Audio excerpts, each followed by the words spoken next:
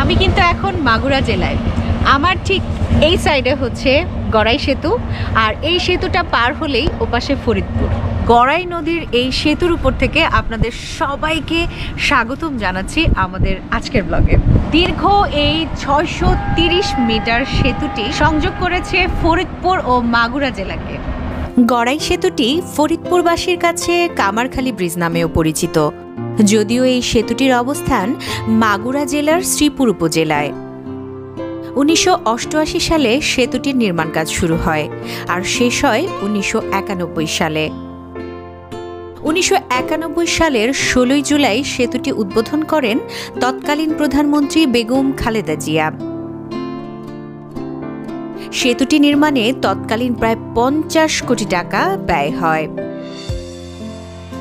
ঢাকা বিভাগের সাথে খুলনা বিভাগের সড়কপথে যোগাযোগ স্থাপনে এই সেতুটির গুরুত্ব অপরিসীম। এই সেতুটির চারপাশ কিন্তু ভীষণ সুন্দর, প্রাকৃতিক পরিবেশটা খুবই চমৎকার। এখানে বসার কিছু জায়গা দেখতে পেলাম, আর সবচেয়ে বড় বিষয় বিকেল বা সন্ধ্যার সময় এই সেতুটির আশপাশের সৌন্দর্য কিন্তু আরও বেড়ে যায়। মাগুরা জেলা থেকে ফরিদপুর জেলায় প্রবেশ করতে আপনাকে অবশ্যই এই সেতুটি ব্যবহার করতে হবে। যোগাযোগ ব্যবস্থায় এই সেতুটি যেমন গুরুত্বপূর্ণ, তেমনি সেতুটির রক্ষণাবেক্ষণও গুরুত্বপূর্ণ। তো আজকের মতো গড়াই সেতু থেকে বিদায় নিচ্ছি। দেখা হচ্ছে পরবর্তী ব্লগে মধুখালী উপজেলার কোনো এক দর্শনীয় স্থানে। সে পর্যন্ত সবাই ভালো থাকবেন।